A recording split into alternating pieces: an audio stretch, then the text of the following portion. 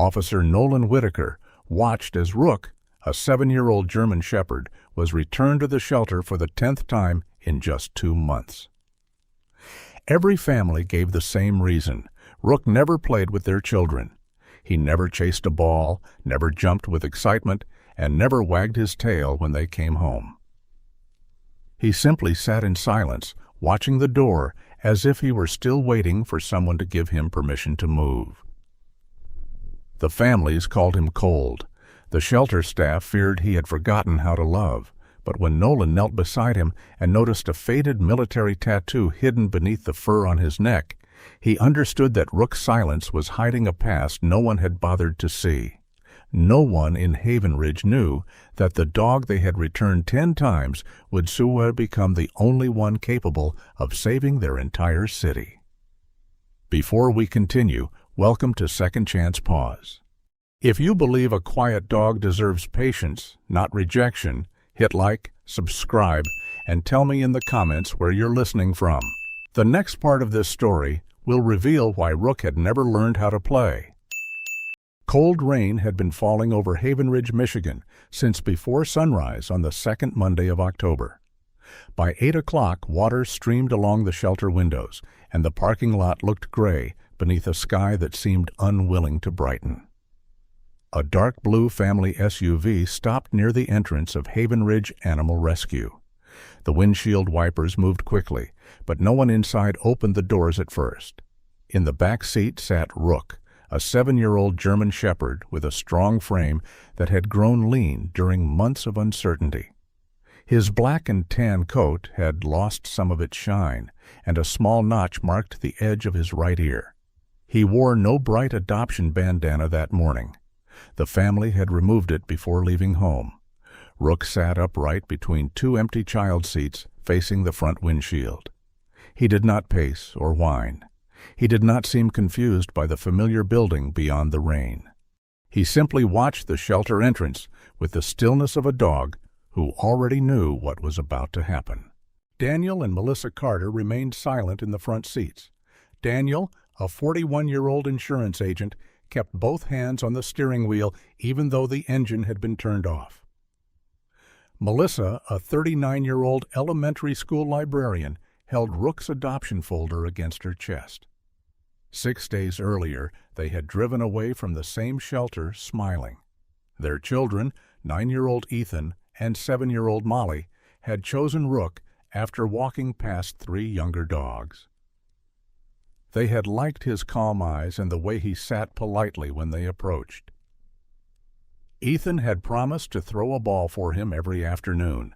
Molly had already planned where his bed would go. The shelter staff had warned the family that Rook was quiet.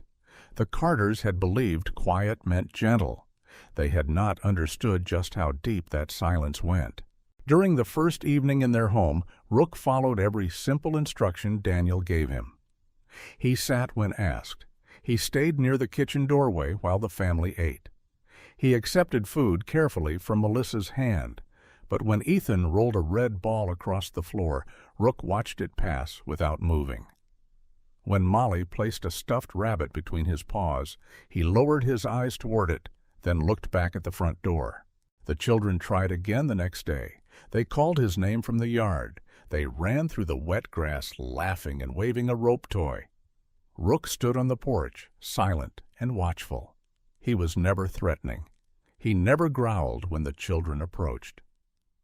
When Molly wrapped both arms around his neck, he remained perfectly still until Melissa gently asked her to let go. Yet Rook never leaned into the embrace. He never followed the children into their rooms. He never wagged his tail when they came home from school. Each evening, he chose the same place beside the front entrance. He sat with his back straight and his eyes fixed on the door as though someone might appear at any moment and tell him what came next. By the 5th day, Ethan had stopped bringing out the ball. On the 6th morning, Molly asked her mother a question Melissa could not forget. "Does he know we love him?" Melissa had no answer. Now she opened the passenger door and stepped into the rain. Daniel came around to the rear of the vehicle. When he opened Rook's door, The German shepherd climbed down without waiting to be called. For one brief moment, Daniel rested a hand on the dog's shoulder. "You're a good boy," he said quietly. Rook looked up at him. There was no anger in the dog's eyes, no accusation. That somehow made the moment harder. Daniel attached the leash and led him toward the shelter. Inside, Claire Bennett looked up from the reception desk. Claire was 54 years old and had managed Havenridge Animal Rescue for nearly 13 years.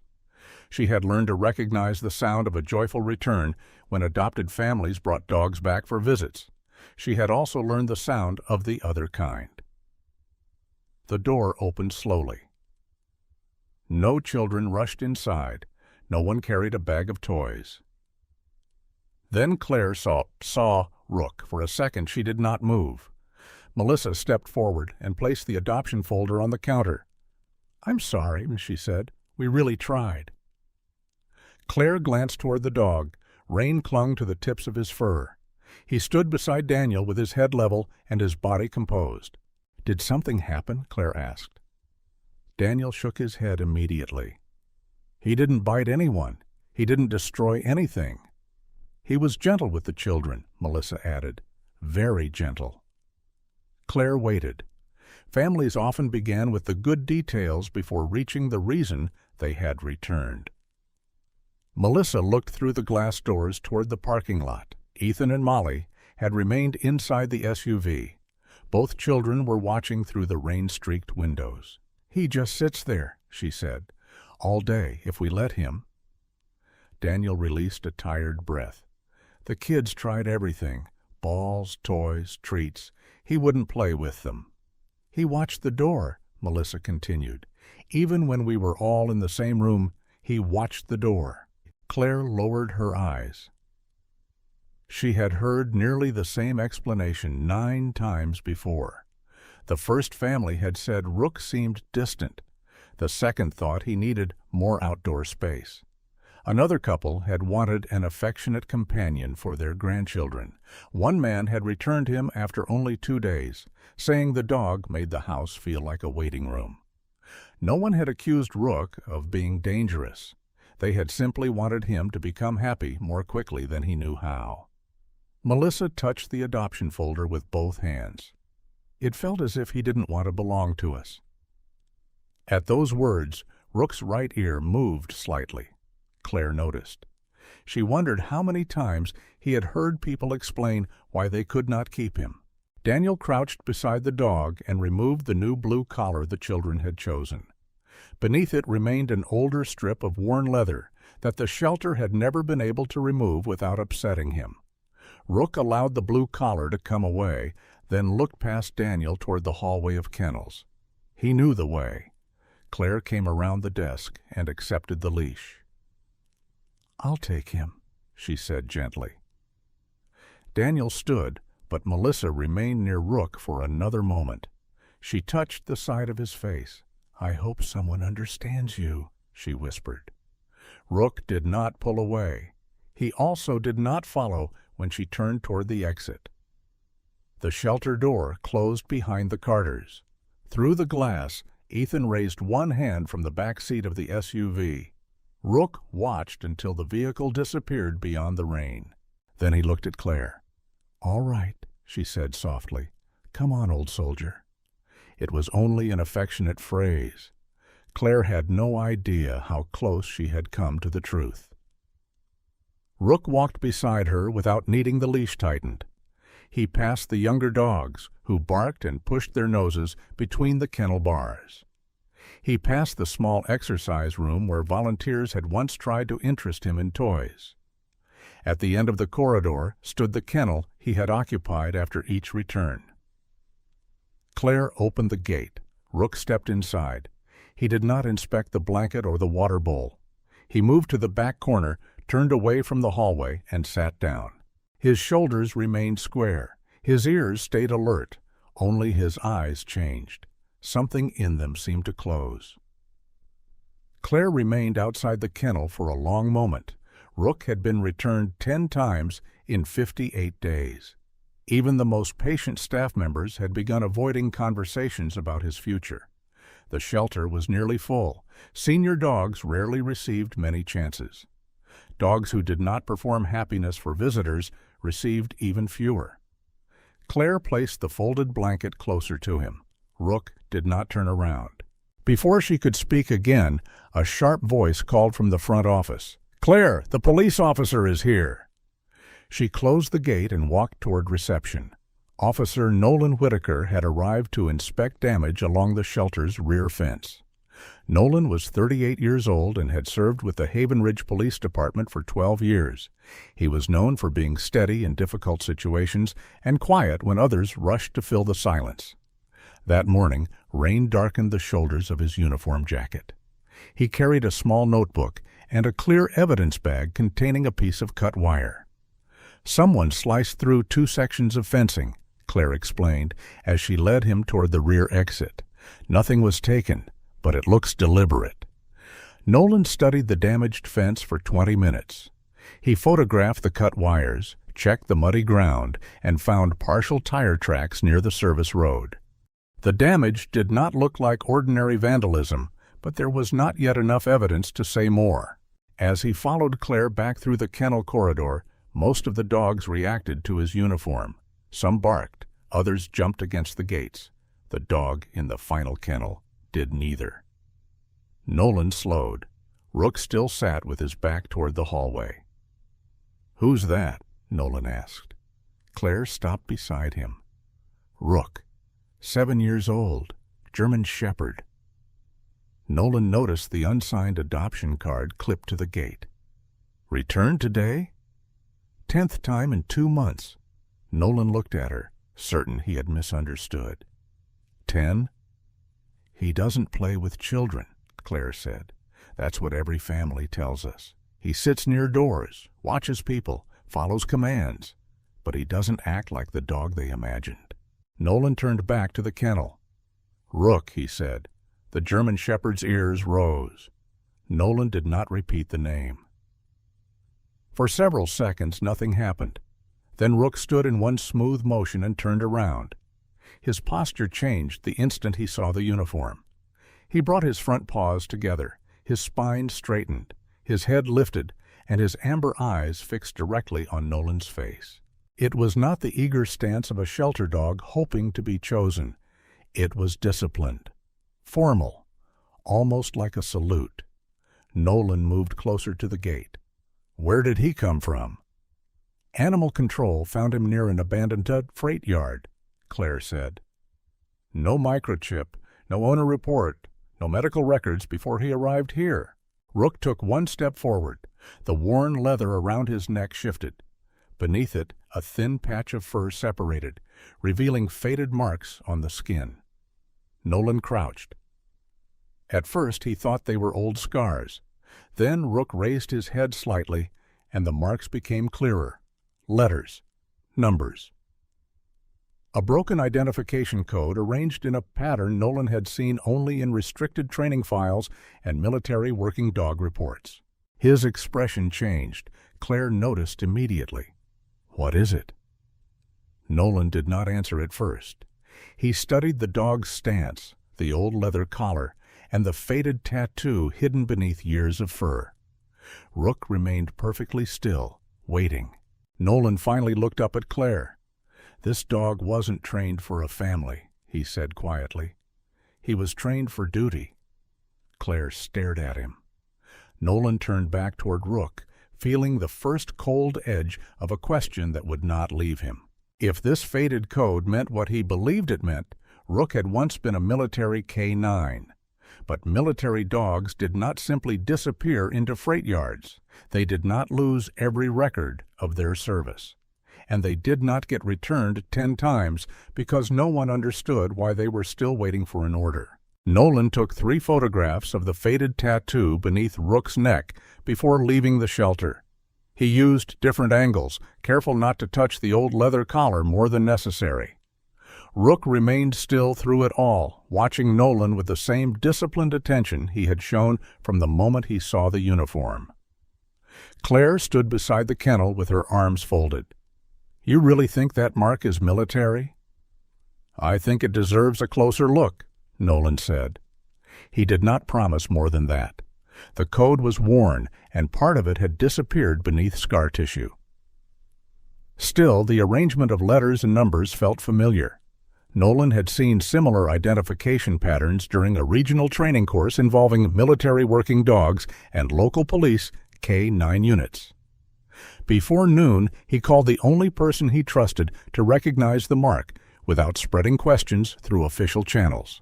Calvin Mercer lived 20 miles outside Havenridge on a small property surrounded by fields and low pine trees. At 61, Calvin was a retired military K-9 trainer who had spent nearly 3 decades preparing dogs and handlers for detection work, search operations, and overseas deployment. Since retirement, he repaired farm equipment and avoided conversations about the years he had spent in uniform. He answered Nolan's call after the 3rd ring. "I need you to look at something," Nolan said. Calvin was silent for a moment. "A dog? What makes you say that? You only call me with that voice when an animal is involved." Nolan sent the photographs. The silence that followed lasted longer. "Where is he?" Calvin asked. "At the Havenridge shelter. Bring him here." Nolan returned to the shelter that afternoon. Claire agreed to release Rook for a supervised evaluation, though she reminded Nolan that the dog had already endured enough disruption. "I'm not testing whether he can entertain anyone," Nolan said. "I'm trying to find out who he is." Rook left the kennel without resistance. When Nolan opened the rear door of his patrol vehicle, the dog climbed in and sat upright behind the passenger seat. He did not sniff the upholstery or circle before settling. He positioned himself where he could see both side windows and the road ahead. During the drive, Nolan glanced at him through the mirror. "You've done this before," he murmured. Rook's ears moved at the sound of his voice, but the dog did not relax. Calvin was waiting beside an old wooden barn when they arrived. He wore work clothes stained with grease and carried no leash, treats, or training tools. His eyes settled on Rook before Nolan had fully closed the vehicle door. For several seconds, Calvin said nothing. Rook stood beside Nolan, quiet and alert. Calvin approached slowly, stopping several feet away. "Don't ask him to come closer." "I wasn't going to." "Good." He crouched just enough to see beneath Rook's neck. Nolan lifted the worn collar carefully, exposing the tattoo. Calvin's expression tightened as he studied the faded code. "That format belonged to a military working dog registry," he said. "Older system, used before they changed several identification procedures. Can you read it?" "Most of it." Calvin repeated the remaining letters and numbers under his breath. Then he walked into the barn, leaving Nolan and Rook outside. He returned with an old laptop and a small black notebook filled with handwritten references. The search took nearly half an hour. Rook remained beside Nolan the entire time. Finally, Calvin stopped typing. "This dog was assigned to an explosive detection unit," he said. Nolan looked at the screen. "Where?"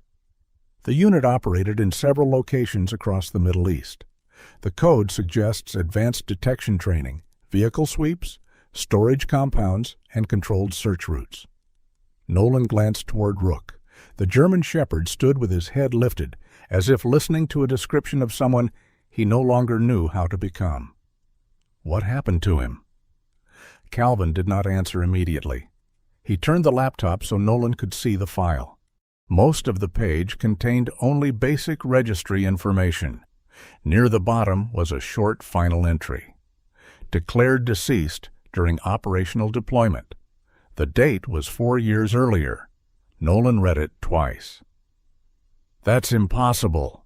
Calvin looked at Rook. "Clearly." Could the code belong to another dog? No, these markings were not reused. Then somebody made a mistake. Maybe. Calvin closed the notebook. Or somebody wanted this dog gone on paper. Nolan felt the weight of that possibility settle between them. Calvin stood and walked several yards into the open field. He turned back toward Rook and gave a short command in a firm, measured tone. Rook reacted instantly. He moved to Nolan's left side and sat. Calvin gave another command. Rook lowered himself to the ground, eyes forward. A third command sent him toward a wooden post, where he stopped at the exact distance Calvin indicated. When called back, he returned in a straight line and resumed position beside Nolan. There was no hesitation in any movement. Calvin's face softened, though his voice remained controlled. He remembers everything. He walked into the barn and returned with a faded rubber ball. It was the kind once used as a reward after successful training. Rook noticed it immediately. For the first time, something shifted in his expression. His ears tilted forward and his gaze fixed on the ball. Calvin tossed it across the grass. The ball bounced twice and rolled to a stop. Rook watched it. Nolan waited for him to run. The dog did not move. Calvin gave no command. He simply looked at Rook, allowing the silence to stretch. After several seconds, Rook sat down beside Nolan and turned his eyes away from the ball. "He knows what it is," Nolan said. "Yes." "Then why won't he get it?" "Because no one told him to." Calvin crossed the field and picked up the ball. Dogs like him were trained to separate work from reward. The ball was not a toy. It was payment for completing a task. He looked back at Rook. Some dogs learn to play after retirement. Some need time. Others spend so long waiting for direction that freedom feels like another command they might get wrong. Nolan remembered the families who had returned Rook because he would not play with their children. They thought he didn't care. "He may care more than they understood," Calvin said. "He is not cold. He is contained." Calvin stepped closer and studied the dog's face. "He has lost a handler. I would be surprised if he hadn't." "How can you tell?" "Because he is still waiting." The words stayed with Nolan during the drive back to Havenridge. At the shelter, Claire expected him to return Rook to the final kennel. Instead, Nolan stood at the reception desk and asked for the adoption forms. She stared at him. "You're serious?" "Yes." "You've known him less than a day." "He's been waiting longer than that." Claire looked toward Rook, who stood near the entrance in his usual position. "You understand, he may never become affectionate in the way people expect," she said. "He may never run to greet you. He may never sleep on your bed or carry a toy around the house." Nolan signed the first page. "Then I won't ask him to." Claire's eyes filled with concern rather than relief. "I need to know you're not adopting him because you think he can still work. I'm adopting him because he deserves to stop proving that he can." That answer was enough. By evening, Rook entered Nolan's modest house on the north side of Havenridge. The rooms were neat, quiet, and mostly unchanged since Nolan's wife had died 3 years earlier. He had learned to live around empty spaces without looking at them too closely. Rook walked through each room slowly. He sniffed the kitchen doorway, the hallway, and the base of the stairs. Nolan had placed a thick dog bed near the living room fireplace, along with a bowl of water and the rubber ball Calvin had allowed him to keep. Rook ignored the bed. He sat beside the front door. Nolan did not move him. He cooked a simple dinner, ate at the small kitchen table, and left a bowl of food within Rook's reach. The dog waited until Nolan stepped away before eating. Later, a knock sounded at the door. Martha Bell stood on the porch holding a covered pie. She was 67 years old, a widow, and the owner of Bell's Corner Bakery near the town square. Beside her stood her 12-year-old granddaughter, Lucy, who had lived with Martha since losing both parents in a highway accident 2 years earlier. "We saw the shelter post," Martha said. "Apparently you brought home the dog no one could keep." Rook remained beside the door, still and watchful. Lucy looked at him, but did not approach. Martha set the pie on the kitchen counter while Nolan explained that Rook needed time. Lucy listened quietly. Then she took a book from her coat pocket and sat on the living room floor. She did not call the dog. She did not hold out a hand. She opened the book and began reading in a soft, even voice. Rook watched her for several minutes. Then he looked at Nolan. No command came. Nearly an hour passed before Rook stood. He crossed the room slowly and lay down several feet from Lucy, close enough to hear her, but far enough to leave himself an escape. Lucy continued reading as though nothing unusual had happened. When Martha and Lucy left, Rook returned to the front door. Nolan switched off the lights and settled into the chair nearby. The house grew still. Just after midnight, Rook rose without warning. His body became rigid. His head turned toward the window. Then he moved to Nolan, touched his knee with his nose, and went back to the door. Nolan stood. "What is it?" Rook gave no sound. He waited until Nolan opened the door, then pulled forward with sudden purpose. They crossed 3 quiet blocks toward the town square, where workers had begun preparing for Havenridge's annual fall festival. The streets were empty, and mist gathered beneath the lamps. Near the entrance to a service tunnel beneath the square, an unmarked truck sat with its engine running. It had no license plates. Rook stopped. His entire posture changed. He lowered his head, became perfectly still, and sat beside Nolan with his eyes locked on the vehicle. Nolan felt his breath tighten. It was not fear. It was an alert, the kind used by a trained explosive detection dog. Rook remained seated beside Nolan, his body held with unnatural stillness as the unmarked truck idled near the entrance to the service tunnel. He did not bark. He did not pull at the leash. He simply stared at the vehicle and waited. Nolan had seen trained detection dogs work before. Their warnings were not always dramatic. The best dogs did not need noise. They communicated through posture, restraint, and complete focus. Rook's signal was unmistakable. Nolan placed one hand near the dog's shoulder without touching him. "Stay." Rook did not move. The truck stood beneath a weak street lamp at the edge of the square. Its rear doors were closed, and strips of dark plastic covered the company markings along the side. Festival banners had already been hung across nearby buildings, though the event was still several days away. Nolan approached the driver's window while keeping Rook several feet behind him. The driver lowered the glass only a few inches. He was a middle-aged man wearing a gray work jacket and a cap pulled low over his forehead. "Police," Nolan said. "Turn off the engine." The man hesitated, then obeyed. "What are you carrying?" "Festival equipment." "What kind?" "Sound panels, electrical cables, stage materials."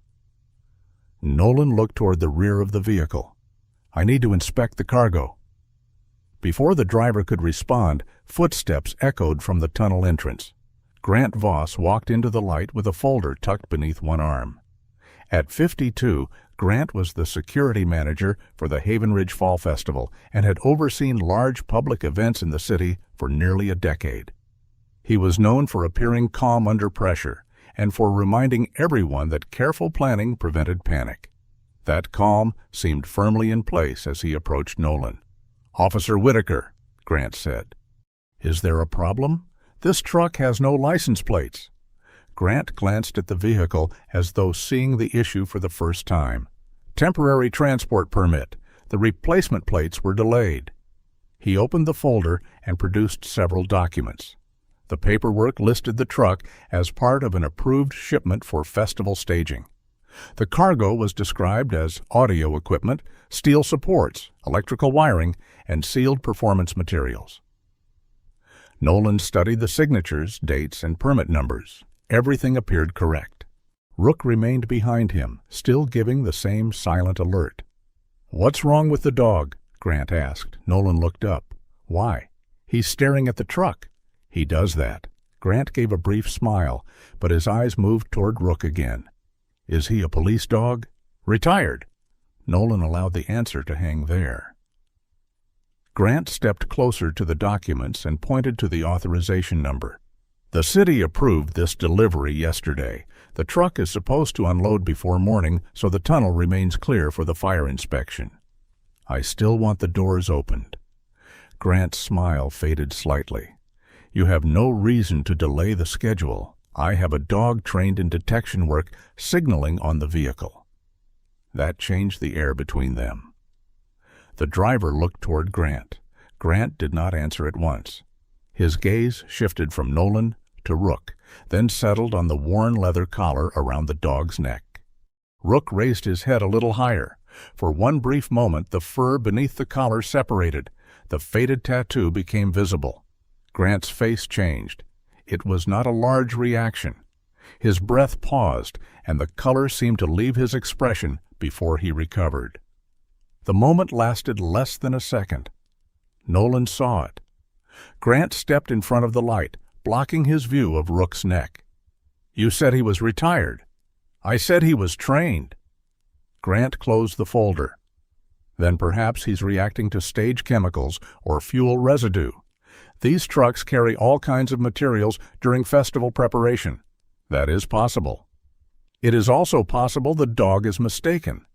Nolan glanced at Rook. The German Shepherd remained fixed on the rear compartment.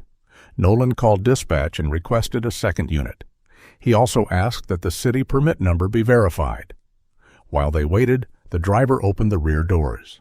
Inside were speaker cabinets, cable reels, folded metal platforms, and sealed containers labeled as theatrical supplies. Nolan examined the visible cargo but found nothing that justified opening each container without additional authority. The permit returned as valid. The truck had been authorized through the festival office. The second officer found no obvious violation beyond the missing plates, which were covered by the temporary permit displayed inside the windshield. Nolan had suspicion, but suspicion alone was not enough. He stepped away from the rear doors. "You can continue," he said, "but keep the permit visible." Grant nodded. "Of course." The driver closed the truck and started the engine. Rook rose as the vehicle began to move. His body leaned forward, but Nolan kept the leash steady. The truck entered the service tunnel and disappeared beneath the square. Grant remained behind. "You should be careful with a dog like that," he said. "People may assume he still has an official role. He doesn't need a badge to notice something." Grant's expression stayed polite, though his eyes had gone cold. "Neither do people who are looking for problems." He turned and followed the truck into the tunnel.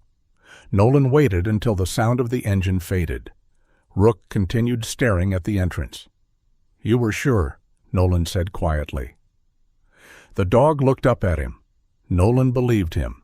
He walked along the curb, checking the place where the truck had stopped. Near a storm drain, something white lay pressed against the wet pavement. It was a shipping card, smaller than a standard delivery label, and coated with clear plastic. One corner had been torn where it had likely separated from a container. Nolan lifted it with a handkerchief. The card listed no complete address, only a shipment code, and the symbol of a logistics company named Meridian Tactical Freight. The symbol seemed familiar. Back at home, Nolan photographed the card and sent the image to Calvin. Then he placed the original inside an evidence sleeve, though he did not yet enter it into the department system. Calvin called 20 minutes later. "Where did you find this?" "Near the festival tunnel." "You need to tell me exactly what happened." Nolan explained the truck, Rook's alert, the permits, and Grant's reaction to the tattoo. Calvin was silent for several seconds. "Meridian Tactical Freight used to hold military transport contracts." "Used to?" "The company lost most of them after questions about missing inventory. Nothing was proven in court." "Did they work with Rook's unit?" "I'm checking." Calvin ended the call before Nolan could ask more. He called again just before sunrise.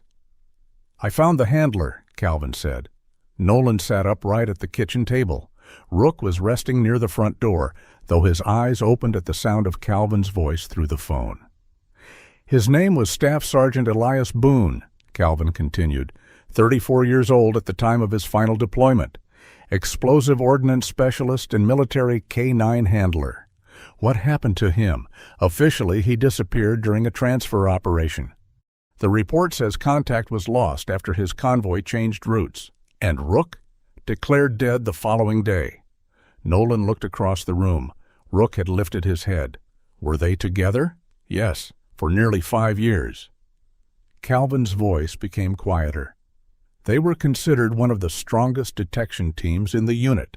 Vehicle searches, storage compounds, route clearance. Elias trusted the dog completely. Was Meridian connected to the transfer? Their name appears in a subcontractor record. That file should have been routine, but large sections are missing. Nolan remembered Grant's face when he saw the tattoo. What do you think happened? I think Elias and Rook found something they were not supposed to find. The words left a cold space in the room. Nolan looked at the old leather collar around Rook's neck. The dog had been declared dead. His handler had vanished. Now, a company linked to their last operation had reappeared in Havenridge. Calvin spoke again. Do not assume the people involved are gone. If someone recognizes that identification mark, they may realize the dog survived. After the call, Nolan tried to follow his normal routine. He fed Rook, checked his messages, and prepared for his afternoon shift. Yet the shipping card remained on the table, impossible to ignore. Lucy arrived after school with another book. Martha stood at the doorway holding a paper bag from the bakery. I brought cinnamon bread, and she brought a story long enough to put both of you to sleep. Lucy gave her grandmother a patient look and walked into the living room. Rook was lying near the front door. Lucy sat on the floor at the same place as before. She opened the book and began reading without asking Rook to come closer. Nolan and Martha spoke quietly in the kitchen while Lucy's voice filled the room. Rook watched her. After several minutes, he moved from the doorway to the edge of the rug. Lucy did not pause. He settled 4 feet away. On the next visit, he lay closer. 3 days later, his front paws rested beside Lucy's shoes as she read. She kept her eyes on the page, allowing him to decide what the moment meant. Then Rook lowered his head onto her foot. Lucy stopped reading for half a breath. She did not reach down. She simply continued the story. From the kitchen, Martha saw what had happened. Her eyes softened. Later, as they walked home, Lucy held the book against her chest. "He doesn't have to play with me," she said. Martha looked down at her. "No, he doesn't have to wag his tail either." Lucy glanced back toward Nolan's house. "I just want him to know I won't return him." Martha placed an arm around her shoulders. Inside the house, Rook remained near the window long after Lucy left. That evening, Nolan prepared to drive to the precinct. Rook followed him to the garage, but stopped before climbing into the patrol vehicle. His nose lifted. He moved around the rear wheel, then lowered himself beneath the side of the car. "What did you find?" Nolan asked. Rook sniffed the frame and gave a low breath through his nose. Nolan crouched and used a flashlight. A small black device had been fastened behind the rear bumper with a magnetic bracket. It was clean, recently placed, and positioned where it would not be seen during a casual inspection. Nolan did not touch it. He stared at the blinking green light. It was a tracking device. Someone knew where he had been. Someone knew which car he drove. And someone had begun following the officer who had taken home the military dog that was supposed to be dead. Nolan left the tracking device attached to his patrol vehicle until a department technician could examine it. He reported the discovery before sunrise, along with the shipping card, Rook's alert near the festival tunnel, and Grant's reaction to the faded military tattoo. By 8 o'clock, he was standing in the office of Captain Harold Pierce, a 58-year-old police commander responsible for patrol operations in Havenridge. Captain Pierce listened without interrupting. He examined the photographs of the device, the permit records, and the image of the Meridian tactical freight card. When Nolan finished, Pierce removed his glasses and placed them on the desk. "You have several suspicious details," he said. "You do not have proof that Grant Voss placed the tracker." "I didn't say he did. You have implied it in every part of this report. The truck was connected to a former military contractor. Rook alerted on it, and Grant recognized something on that dog. Pierce leaned back. "You are relying heavily on the behavior of an animal that is not certified with this department." "He was certified somewhere. 4 years ago, according to a file that says he died." Nolan held his temper. "That should concern you more, not less." Pierce's expression remained firm. "It does concern me. It does not give you authority to conduct an independent investigation into festival operations." He slid the photographs back across the desk, turned the tracker over to evidence, submit the shipping card properly. "From this point forward, you stop following trucks, entering service areas, or questioning festival staff without assignment." Nolan understood the order clearly. He also understood that Rook had been right about the truck. That afternoon, Nolan walked Rook through the town square. Workers were raising lights above the streets, securing banners to lampposts, and assembling temporary stages. Families passed through, carrying shopping bags, unaware of the tunnels beneath their feet. Rook moved calmly until they reached the first iron utility cover near the fountain. He stopped, his nose lowered toward the narrow openings around the metal edge. Then he looked at Nolan. They continued toward the bakery. At a second access cover near the courthouse steps, Rook stopped again. He sniffed, remained still for several seconds, and moved only when Nolan called him forward. By the third cover, Nolan no longer believed the behavior was random. The service tunnels formed an old network beneath the square. Some sections carried electrical lines and water pipes. Others had once connected storage rooms, businesses, and municipal buildings.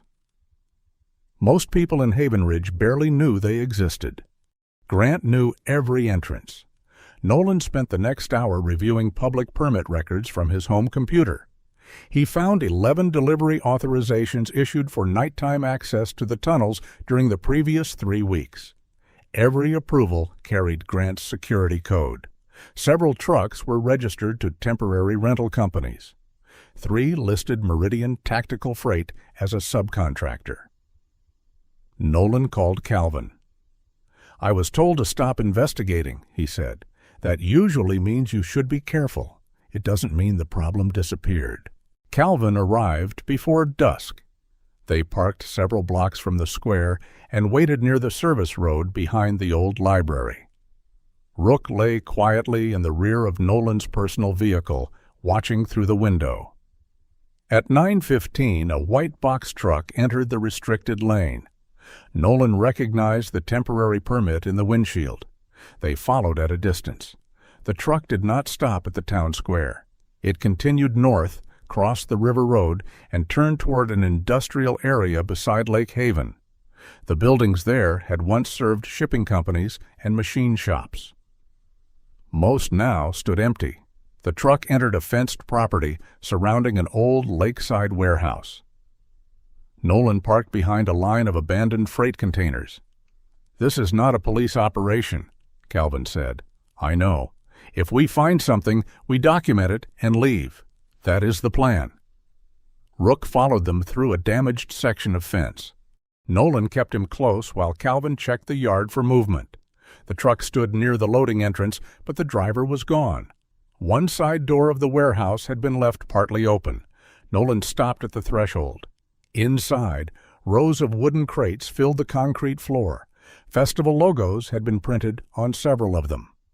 Others were marked as lighting equipment, stage supports, and theatrical fireworks. Rook entered slowly. His nose moved across the air. Then he stopped before 3 large containers near the center of the building. He sat, the same silent alert. Nolan felt his pulse quicken. Calvin crouched several feet away and examined the labels without touching them. "These are marked as low-grade stage effects." Rook disagrees. Nolan photographed every side of the containers. He recorded the shipping codes, company names, and seal numbers. One code matched the card he had found near the tunnel. He called dispatch and requested the Regional Hazardous Materials Unit. The dispatcher asked for his location and the reason for the request. Nolan gave both. Then he heard movement outside. A vehicle door closed. Calvin looked toward the entrance. "We need to leave." Before they could reach the side door, a sharp smell spread through the building. Smoke appeared near the loading bay. Flames rose along a stack of packing material, moving far too quickly to be accidental. "Back exit," Nolan said. They turned toward the rear wall, but fire had already reached the main aisle. Thick smoke gathered beneath the roof and rolled downward. Rook stayed close to Nolan's leg. Calvin pulled his jacket over his mouth. "The side door is blocked." A wooden support collapsed near the loading entrance, sending sparks across the floor. Nolan searched the rear wall and found no visible exit. Shelving, broken equipment, and old lumber covered most of it. Rook moved away from him. "Rook!" The dog ignored the call for the first time. He pushed through a narrow space between stacked boards and began scratching at the wall behind them. Nolan followed. "There's something here." He and Calvin pulled away 2 loose planks. Behind them was a metal emergency door, hidden beneath years of storage. The handle would not move. Calvin struck it with a heavy tool from the floor. Nolan kicked near the latch. After 3 attempts, the door opened outward into the cold night air. "Go," Nolan told Calvin. Rook waited until Nolan moved, then followed. A burning beam fell from above. It struck the edge of the doorway and caught Rook across the rear leg. The dog cried out and collapsed. Nolan turned back immediately. He lifted the beam just enough for Calvin to pull Rook free. Together, they carried him into the yard as smoke poured through the open door behind them. The hazardous materials unit arrived 9 minutes later. By then, the warehouse roof was burning.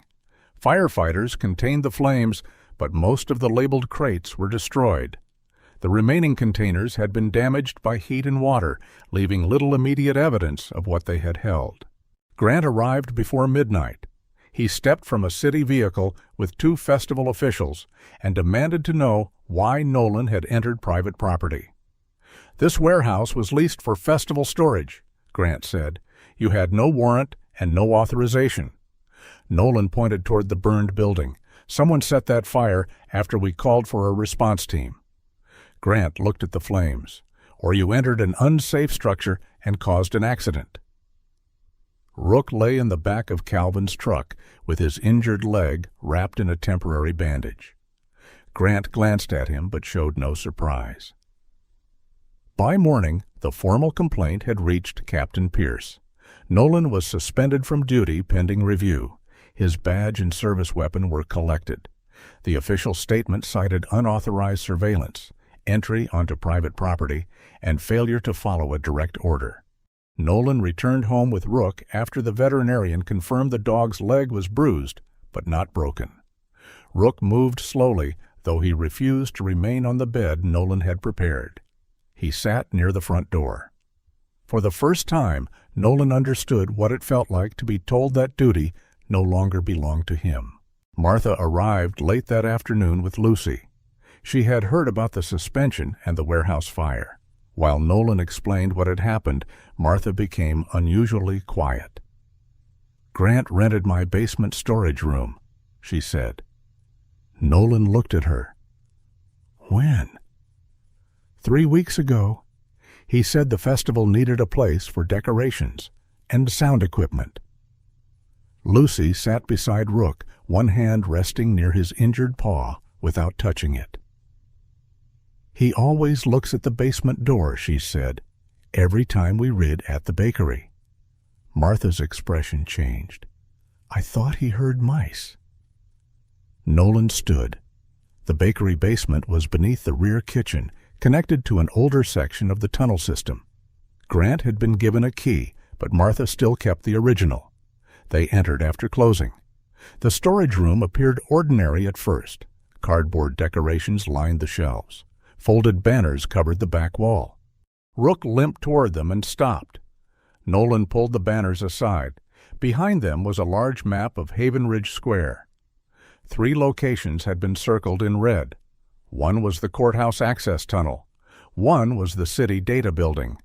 The third was the children's performance stage. Lucy stared at the mark. Her choir was scheduled to perform there the next evening. Nolan looked at the clock above the basement stairs. The festival would begin in less than 12 hours. His badge was locked inside Captain Pierce's desk. The evidence from the warehouse had burned, and the only one who had recognized every warning from the beginning was an injured dog no department was willing to trust. By sunset, Havenridge Square had become a field of warm lights, music, and moving shadows. Strings of bulbs stretched between buildings, food stalls filled the streets, and families gathered near the stages as though nothing dangerous could exist beneath their feet. The city had refused to cancel the festival. Captain Pierce had reviewed the map from Martha's basement, but without physical evidence, a verified threat, or anything recovered from the burned warehouse, city officials would not order thousands of people to leave.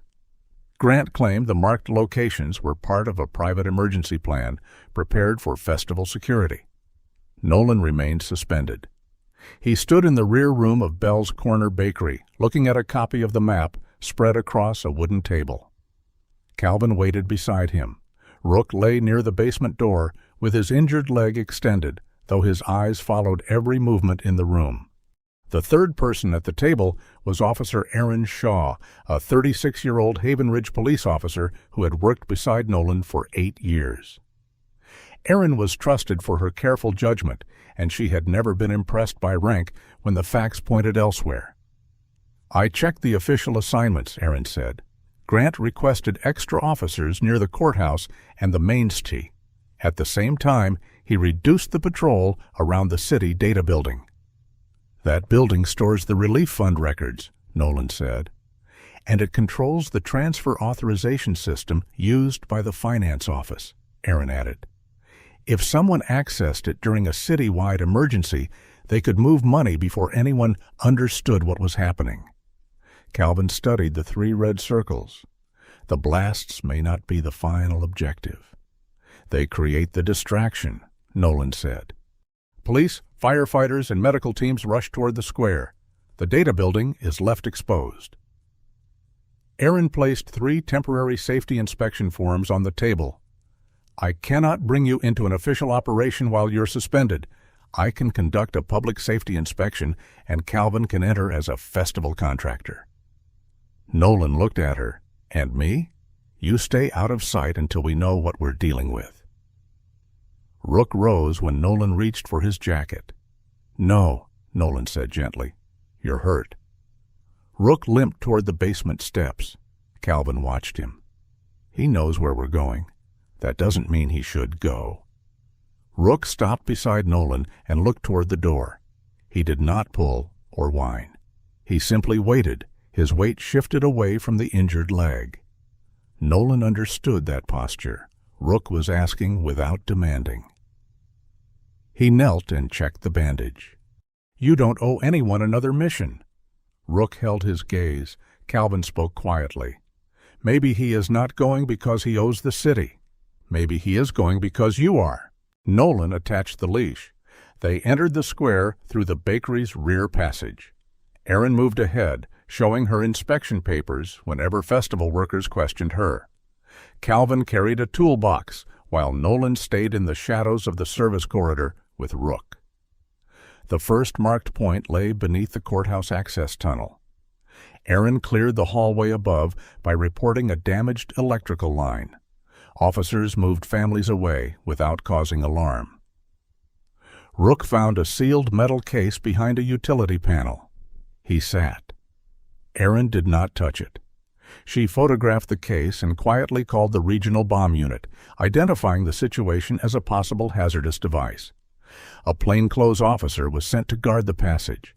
The second red circle was beneath the city data building. As Nolan, Calvin, and Rook entered the older tunnel, the sounds of the festival faded. Water dripped from overhead pipes. Their footsteps returned in slow echoes. Then a loose metal panel struck a pipe somewhere ahead. The sharp sound traveled through the tunnel. Rook stopped. His body began to tremble. The leash shook in Nolan's hand. Rook's breathing became shallow, and his eyes fixed on the darkness. For a moment he seemed no longer to see the brick walls of Havenridge. Calvin did not speak. Nolan crouched beside the dog and placed one hand gently against his shoulder. "I'm not ordering you forward," he said. "You can turn back." Rook looked at him. "No command," Nolan repeated. "Your choice." The dog's trembling slowly eased. He looked toward the stairs behind them, then toward the tunnel ahead. Rook stood. He moved forward. 30 yards farther, he found 2 more devices concealed near a ventilation junction. Wires ran from the cases toward a control box fixed beneath the ceiling. Calvin examined the area from a safe distance. These were placed to damage the tunnel, not destroy the buildings. "To cause panic," Nolan said. Erin received a message through her radio. The first device had been confirmed as real. The bomb unit was responding, but its main vehicle had been delayed by festival traffic. A faint voice carried through the tunnel ahead. Nolan signaled for silence. They moved around a bend and saw Grant standing beside 2 men near an open maintenance room. One man was connecting a portable control panel. The other was watching a laptop screen filled with financial records. On the wall behind them was a schedule listing emergency response routes. Beside it were access codes for the city data building. Grant pointed at the screen. "The transfers begin the moment the square is evacuated.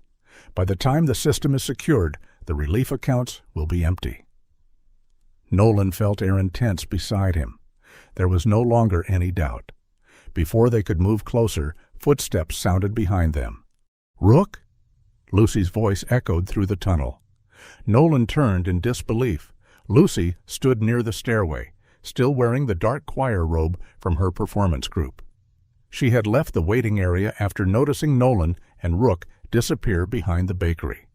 Believing Rook was hurt or lost, she had followed them through the unlocked basement passage. Grant heard her.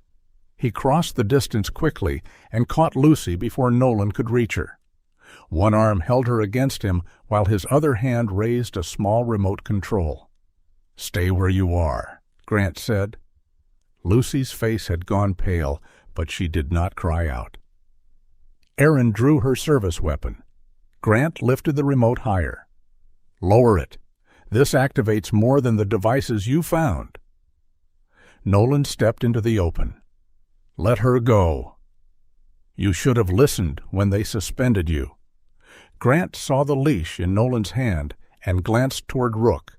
Recognition appeared in his eyes again, stronger than before. "That dog should not be alive," he said. Rook stood beside Nolan, silent. Grant pulled Lucy backward toward the maintenance room. "Put the weapon down." Nolan was not carrying his service weapon. Erin slowly lowered hers to the ground, though her eyes remained on the 2 men behind Grant. Rook looked toward the side wall. A narrow utility passage ran behind a line of pipes.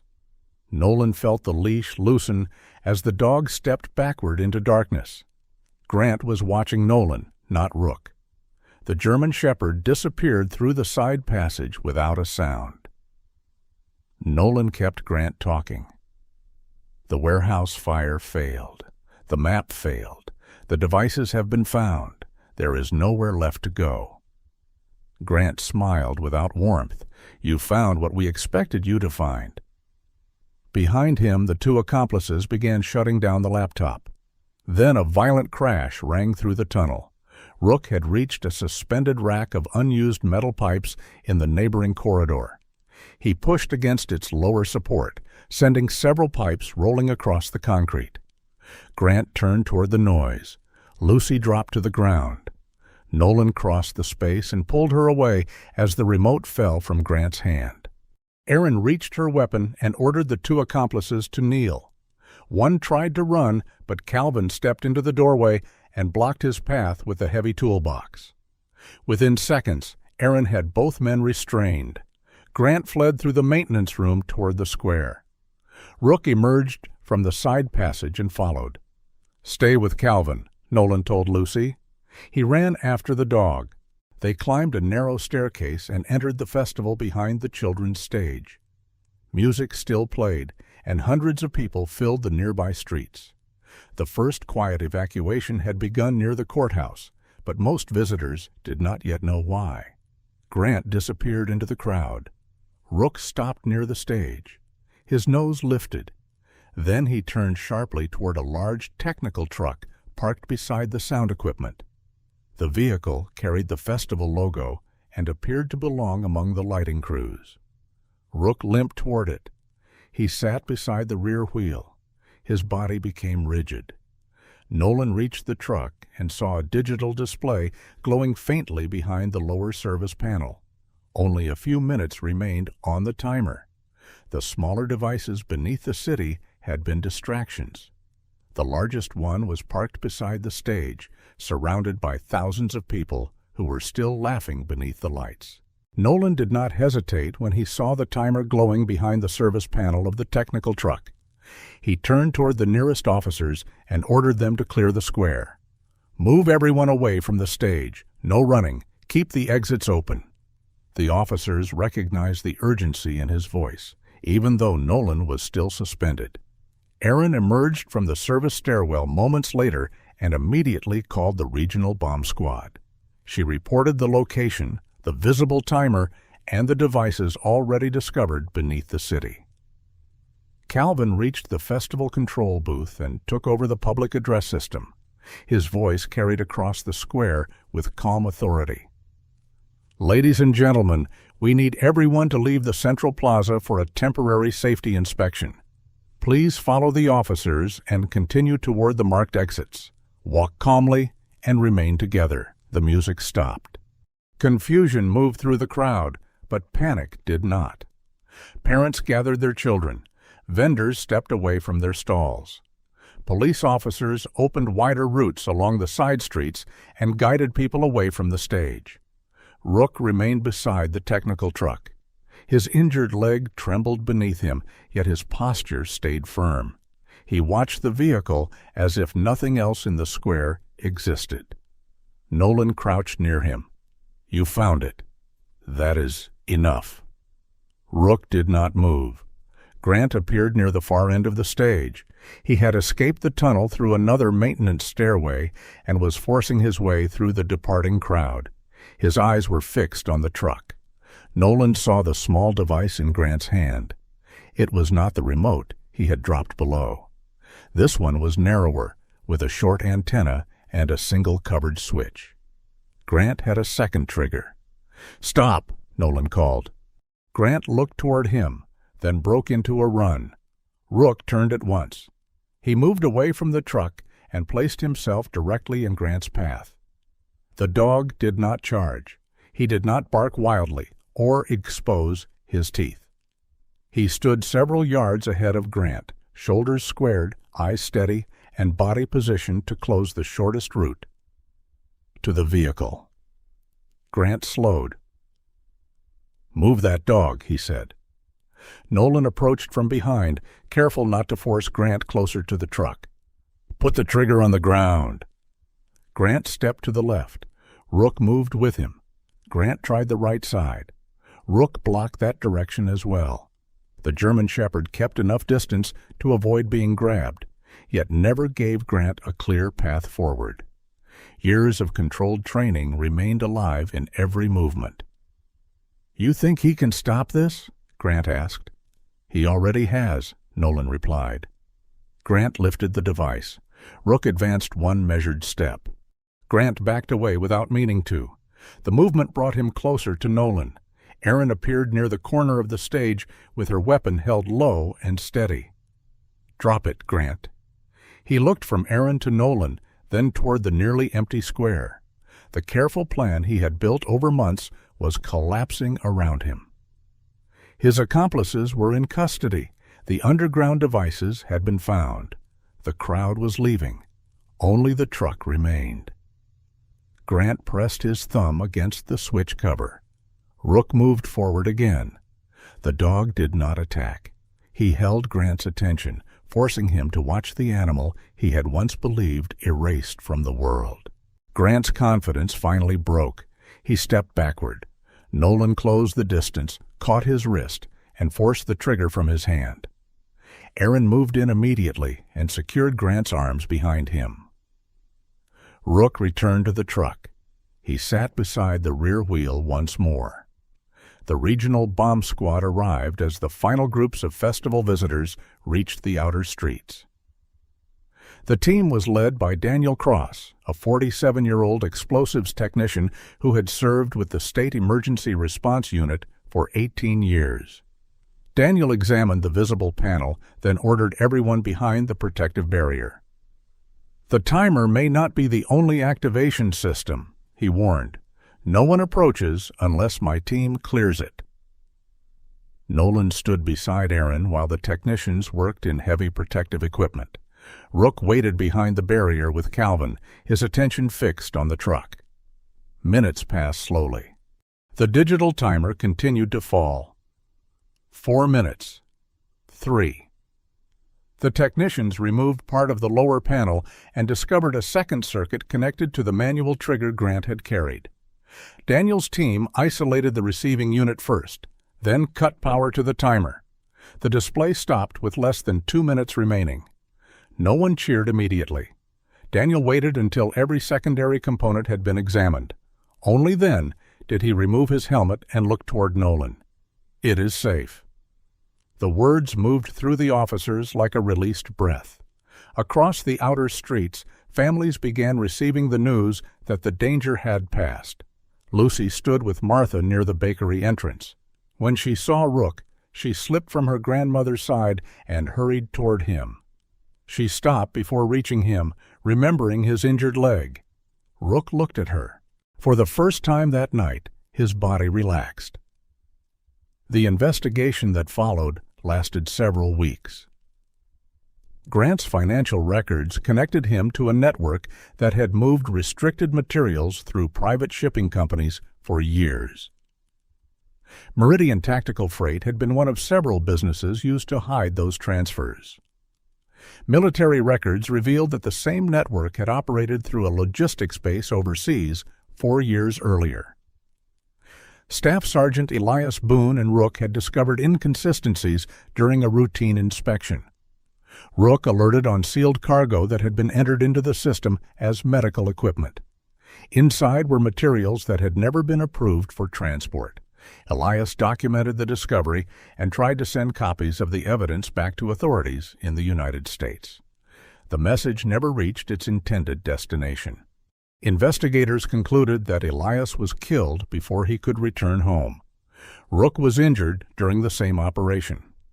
To erase the last connection to Elias, the network altered the dog's identification, declared him dead, and moved him through several private facilities under different records. Rook survived each transfer. At the final facility, he escaped through a damaged service gate. For months, he moved across several states, following roads, freight yards, and places that carried familiar mechanical scents. By the time Animal Control found him near Havenridge, his official history had disappeared. Only the faded tattoo remained. Calvin examined the old leather collar after investigators returned it. One section of the inner lining felt thicker than the rest. The stitching had been repaired by hand, using a thread that did not match the original material. Inside, Calvin found a tiny memory card sealed in waxed fabric. The recording stored on it was damaged, but Elias's voice could still be heard. He spoke quietly with distant machinery running behind him. He identified the illegal shipments and named several people connected to them. Near the end, his voice changed. "If Rook survives this, do not send him back to work. He has done enough.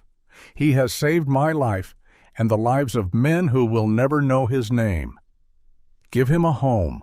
Let him learn that a door can open without a mission waiting on the other side." The recording cleared Elias of every false accusation placed in his file.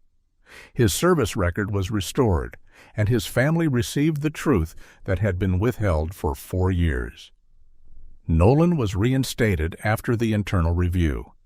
Captain Pierce returned his badge personally and admitted that the department had dismissed evidence because it arrived from an unexpected source. Several weeks later, Havenridge held a public ceremony in the restored town square. Officers stood in formal rows. Festival banners had been replaced with simple flags and photographs honoring Elias.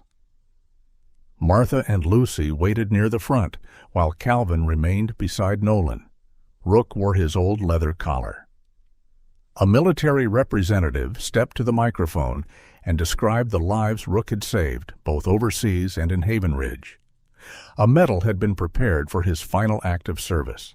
When Rook's name was called, Nolan loosened the leash. The dog looked toward the raised platform. He did not walk to it. Instead, Rook turned away from the officers and crossed the open space toward Lucy. The crowd watched in silence. Lucy knelt as he approached. Rook lowered his head, opened his mouth, and placed something carefully into her waiting hands. It was an object he had never willingly given to anyone before. The object in Lucy's hands was the old rubber ball Calvin had used during Rook's first evaluation. Its surface was faded and worn, marked by years of training and by the long silence that had followed. Lucy looked down at it, then back at Rook. The German shepherd stood in front of her while the entire square remained quiet. Police officers, city workers, shelter volunteers, and families filled the open space, yet no one spoke. They all knew the story of the dog who had been returned 10 times because he would not play with children. Few of them understood what the ball meant. Nolan did. Rook had ignored it at Calvin's farm. He had known the object, but without a completed task or a command from his handler, he had refused to chase it. To Rook, the ball had belonged to duty. It had never been something he was allowed to enjoy for no reason. Nolan glanced toward Calvin. Calvin's eyes had softened. He carried it from your house. Nolan remembered seeing the ball beside Rook's bed before leaving for the ceremony. He had assumed it would remain there. Instead, Rook had brought it across town in his mouth and hidden it beneath the edge of the platform until the right moment. Lucy turned the ball slowly between her palms. "Is this for me?" Rook watched her. She looked toward Nolan, uncertain whether she should throw it. "Go ahead," Nolan said. Lucy stood and stepped away from the rows of chairs. She did not throw the ball far. It traveled across the grass in a gentle arc, bounced once, and rolled to a stop near the edge of the ceremony platform. Every face turned toward Rook. He remained where he was. For a moment, the square seemed to hold its breath. Rook looked at the ball, then at Lucy. His ears lifted, but his feet stayed planted. The old habit was still there, asking what task had been completed and which command should come next. Then he looked at Nolan. Nolan did not point toward the ball. He did not use the firm voice Rook had obeyed all his life. He simply smiled. "You don't have to wait anymore," he said. Rook held his gaze. "This isn't work," Nolan continued. "It's yours." The dog turned toward the ball. At first he walked, then his pace quickened. A quiet murmur passed through the crowd as Rook broke into an uneven run. His injured leg had healed, though a slight stiffness remained. He reached the ball, lowered his head, and picked it up. For a second he stood alone on the grass with the old reward held between his teeth. Then he turned and ran back. He did not stop beside Nolan. He went directly to Lucy. Rook placed the ball at her feet and looked up at her. His tail moved once, uncertainly, as though the motion had been forgotten. Then it moved again. The wag was slow and slightly awkward, but there was nothing restrained about the feeling behind it. Lucy covered her mouth with both hands. Martha began to cry and laugh at the same time. Claire stood near the shelter volunteers, pressing one hand against her heart. Someone in the crowd started applauding. Others joined until the sound filled the square. Rook did not seem interested in the attention. He nudged the ball toward Lucy with his nose. She understood. Lucy picked it up and threw it again. This time, Rook ran before it touched the ground. The medal ceremony continued, but the medal itself no longer seemed like the most important part.